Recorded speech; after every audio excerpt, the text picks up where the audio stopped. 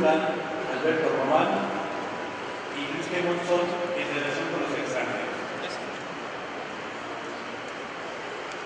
Y señalaban: el extranjero, con raras excepciones, ni siente con nosotros las lamentaciones de la patria, ni se preocupa en nada por el bienestar y el engrandecimiento de México.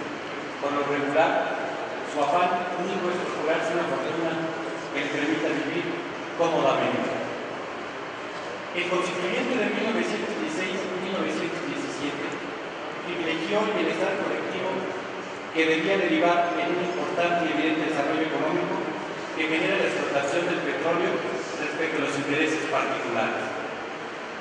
Es a partir del 18 de marzo de 1938 que podemos aseverar que la extracción y el beneficio del petróleo dejaron de ser privilegios de particulares para convertirse en actividades de exclusiva competencia estatal. Derivado de la expropiación, unos meses después serían creados Petróleos Mexicanos y el Ejecutivo Federal presentaría una iniciativa para adicionar el párrafo sexto del artículo 27 constitucional, lo que fue una consecuencia lógica tanto del desarrollo de la interpretación de este precepto constitucional como de la expropiación petrolera. Y en la parte conducente de su exposición de motivos señalaba que a esto obedece el propósito del Ejecutivo de que termine el régimen de las concesiones, en rigor y dado el carácter discrecional que para la entrega de la explotación a los particulares ha consagrado hasta hoy el texto expreso del artículo 27, carácter discrecional que la Suprema Corte de Justicia en reiteradas ocasiones ha reconocido así. Jurídicamente habría podido en la ley secundaria fijarse el nuevo principio. Es decir, Lázaro Cárdenas podía establecer lo que conocemos como el párrafo sexto del artículo 27 constitucional en la ley secundaria. Sin embargo, no lo hizo, lo elevó al rango constitucional. Con esta primera reforma del artículo 27, incorpora el texto constitucional el principio de la explotación directa del petróleo, que a la nación corresponde, dándole una mayor firmeza y autoridad. El artículo 27 constitucional señala en su párrafo sexto que tratándose del petróleo y de los carburos de hidrógeno, sólidos, líquidos o gaseosos, entre otros, no se otorgarán concesiones ni contratos, ni existirán los que haya otorgado la nación en su caso. Cabe destacar que la prohibición es expresa. No podrán realizarse contratos bilaterales con los particulares que les permitan a estos la explotación de hidrocarburos. El otorgamiento de contratos unilaterales ya está prohibido porque se equiparan a la concesión. Así lo manifestó el constituyente permanente en 1960. Estoy señalando los argumentos, una síntesis de los debates específicamente. Los tribunales colegiados del circuito, por su parte, en tesis aisladas, han sostenido que la explotación del petróleo en forma exclusiva por el Estado debe ser inexcusable, protegida mediante la intervención directa y permanente del Estado.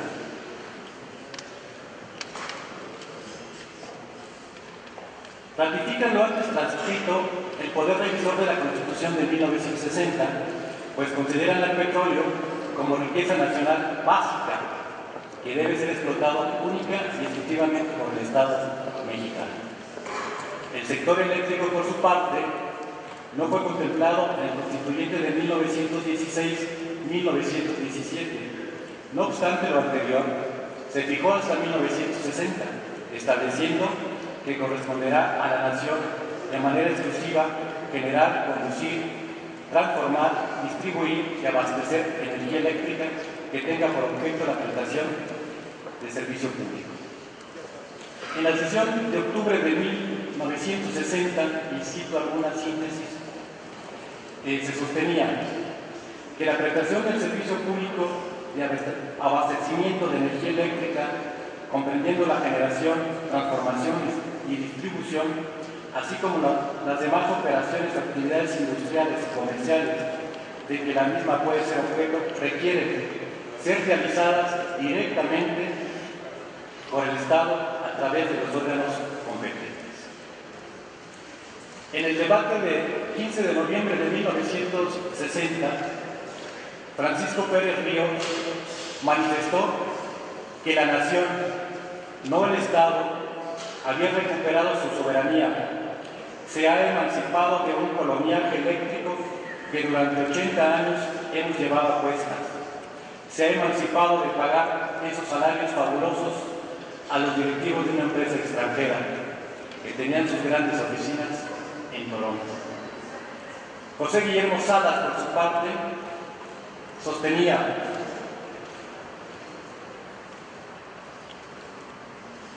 y es muy ilustrativo, estamos acostumbrados a obtener nuestras necesidades espirituales, políticas y económicas a base de sacrificio, pero vamos a hacerlo porque tenemos confianza en que la industria eléctrica en manos de mexicanos habrá de servir para que en el futuro el desarrollo de nuestra industria, el desarrollo de la industria eléctrica no se guíe por intereses económicos, no se guíe por un sentido y un espíritu de lucro, porque no se lleve la electricidad únicamente a donde se produce un interés, una ganancia, porque la necesaria electricidad llegue a servir a los hombres del campo, porque la electricidad, con un sentido de justicia social, sirva a los hombres del centro, del norte y del sur de la República, porque la electricidad sea un servicio que satisfaga los intereses del pueblo mexicano.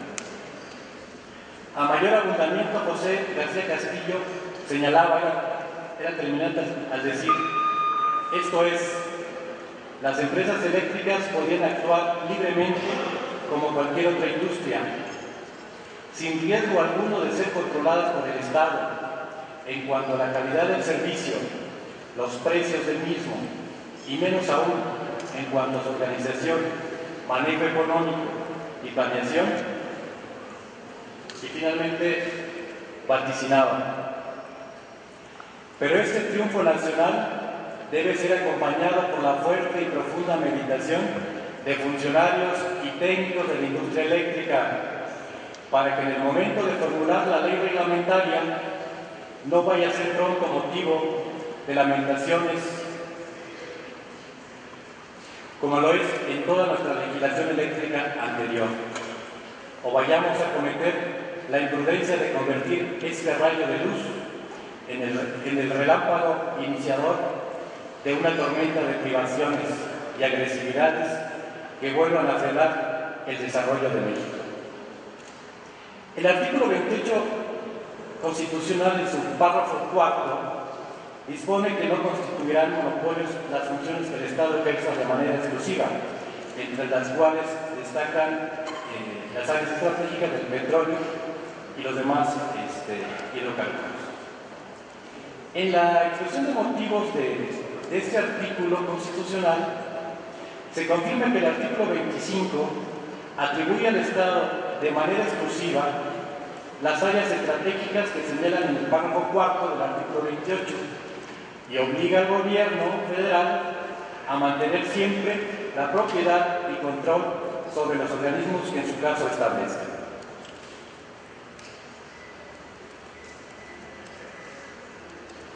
Es una interpretación congruente con nuestra historia respetar las áreas estratégicas reservadas al Estado.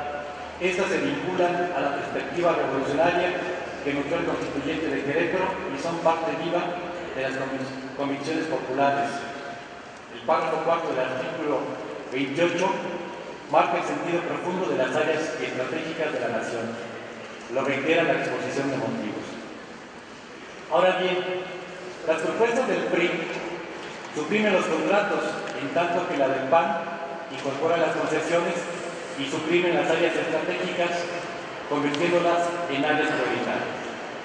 Mientras las iniciativas del PRI y del PAN son reformas o adiciones constitucionales, el PRD plantea modificaciones a 12 ordenamientos jurídicos, entre ellos los famosos, entre otros aspectos, un cambio en el régimen fiscal, autonomía presupuestal, autonomía de gestión, entre otros aspectos.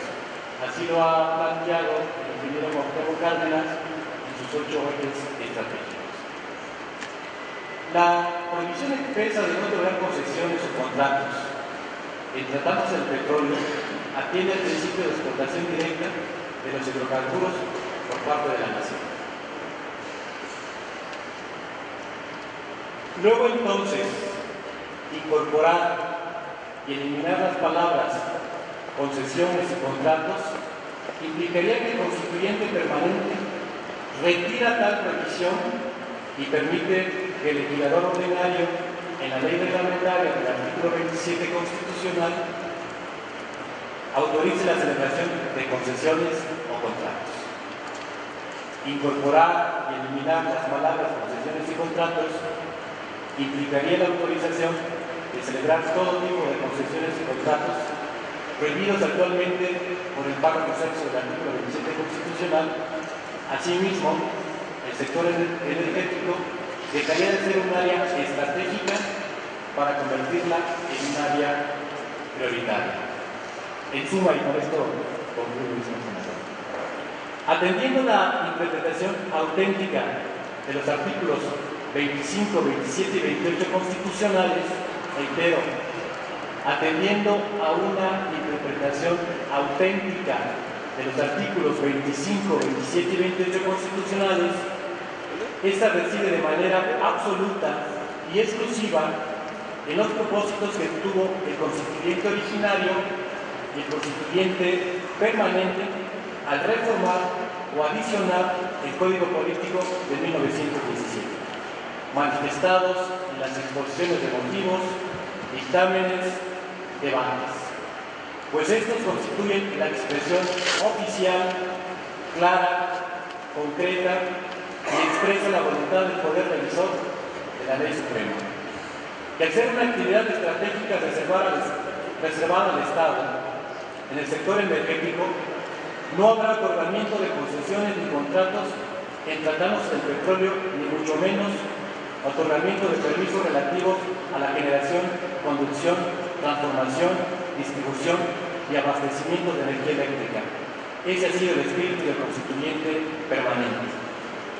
Atendamos, pues, a la interpretación auténtica del Poder Legislativo establecida en el artículo 72, inciso F.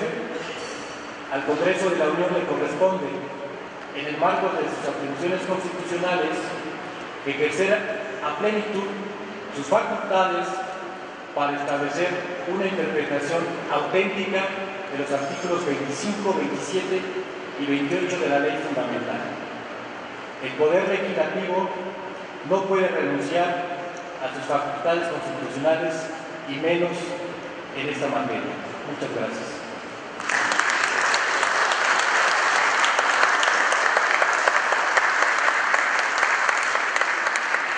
Bien, pues muchísimas gracias. Estamos entrando a la fase de las preguntas. Así que le rogaría yo al equipo que me asiste que puedan estar pendientes, que se ubican aquí para que los puedan identificar. Si alguien quisiera hacernos llegar su pregunta, se los vamos a agradecer muchísimo. Mientras tanto, si me permiten los expositores, quisiera yo iniciar esta fase de preguntas, de respuestas, con algunos cuestionamientos que quizás vayan a permitir reiterar parte de lo que han expresado, pero bueno, en esa parte de preguntas y respuestas siempre se cae en la posibilidad de reforzar algunos planteamientos. Haré 4 preguntas y les rogaría a ambos que tomen las que deseen para que podamos iniciar esta parte.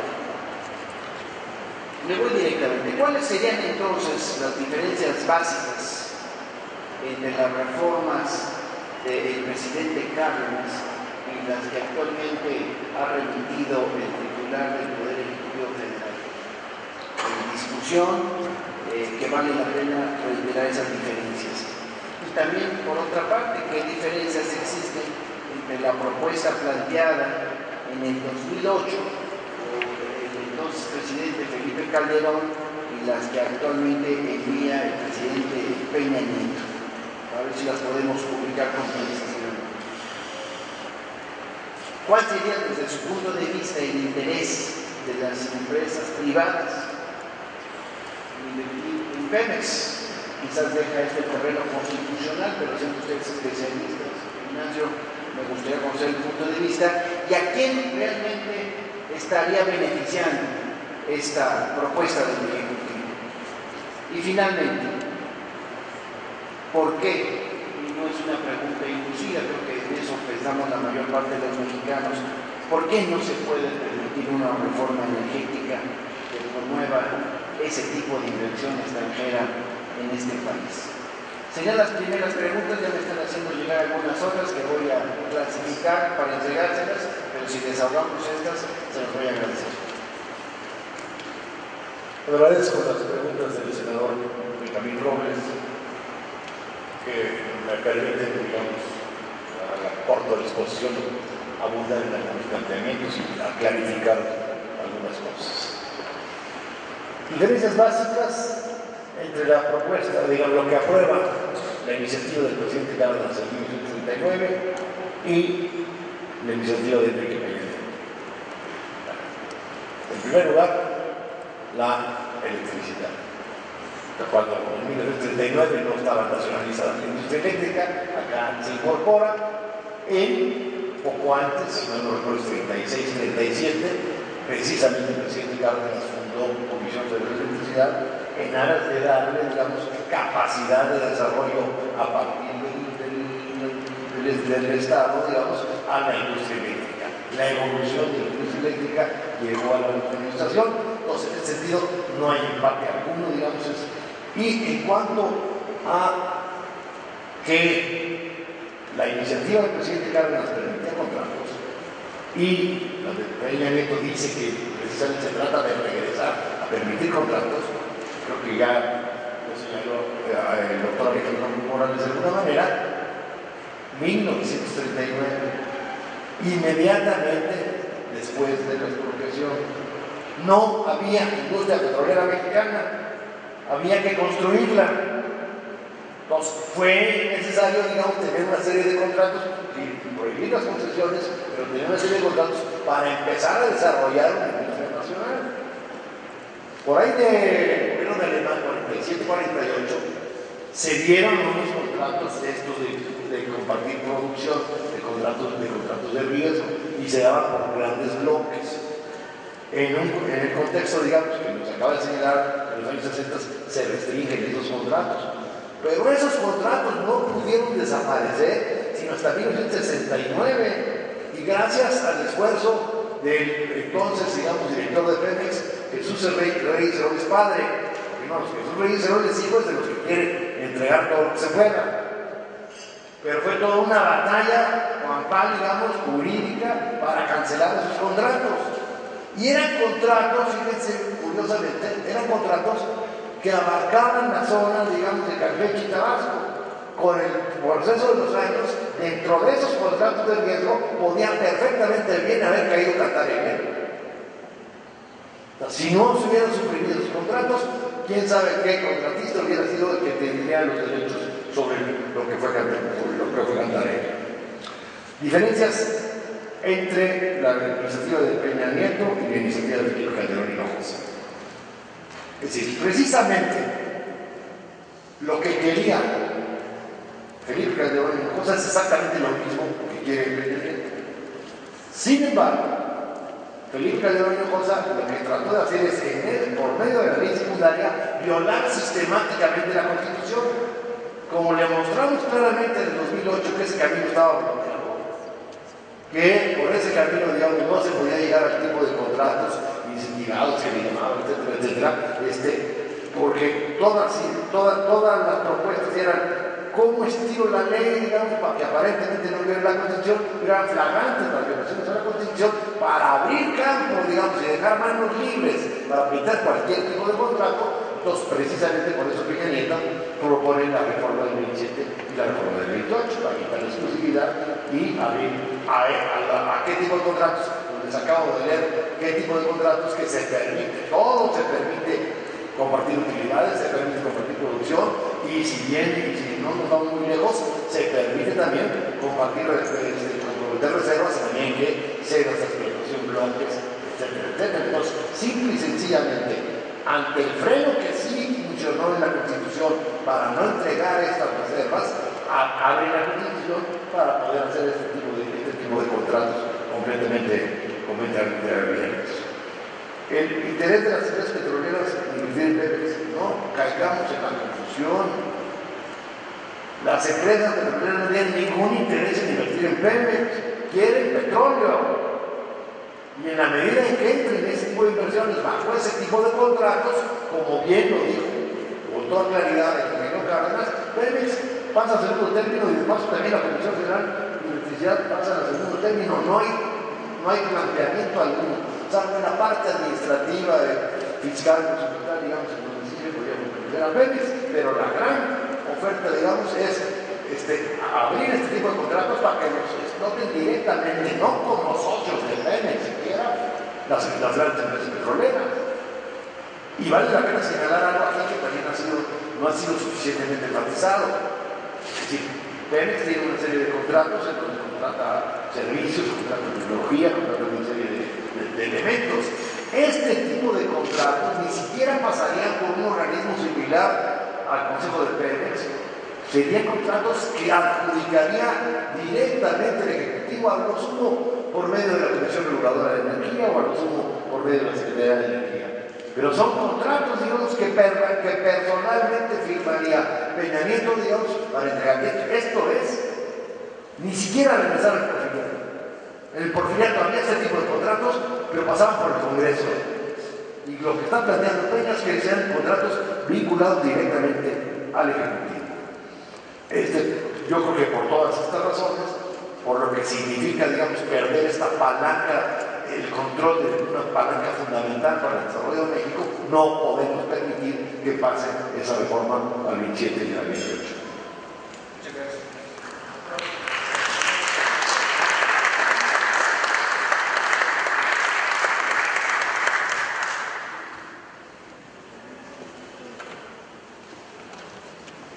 Yo iniciaría con el tema tan trillado, específicamente de Lázaro Cárdenas, que efectivamente su iniciativa a la ley reglamentaria del artículo 27 constitucional estableció la posibilidad de que invirtieran privados.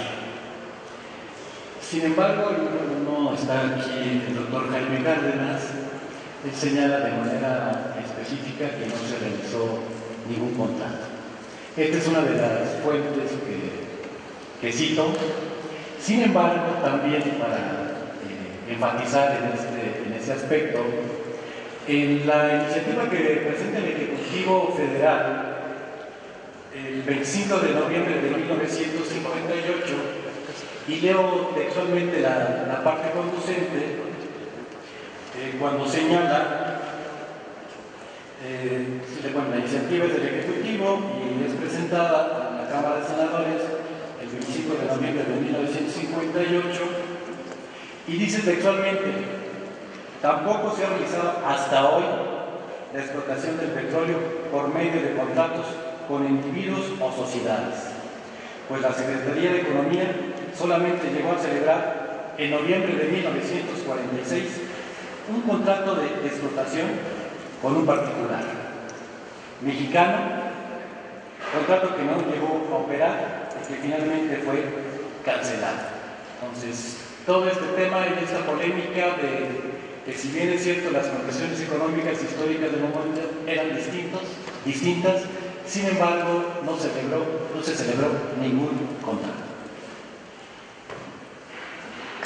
Las diferencias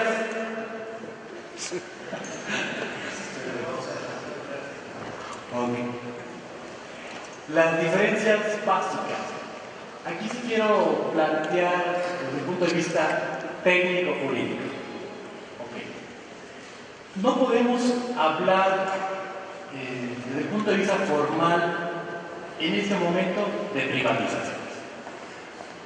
De manera escrupulosa, pues tendríamos que atender a lo que establece el artículo 135 constitucional, cuando nos dice que para que se pueda reformar o adicionar la Constitución, pues se requiere las 2/3 partes de los miembros presentes de la Cámara de Diputados, Cámara de Senadores y las legislaturas de los estados.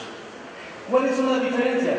Si existe, hago esa precisión en un primer momento. Presumimos, si acaso podamos coincidir con Jean Marván, que presumimos lo que plantea. Sin embargo, pues hasta tanto no estén aprobadas y publicadas y entren en vigor, hasta entonces podemos hablar formalmente de privatizaciones. En cuanto a las diferencias, sí, las propuestas que se plantean tanto del PRI como del PAN, en el caso concreto, y destaco lo más importante, se suprime la palabra contrato, se incorpora la palabra concesión y las áreas estratégicas en donde se encuentra el sector energético pues dejan de ser estratégicas para convertirse en áreas prioritarias. Eso es de manera muy clara.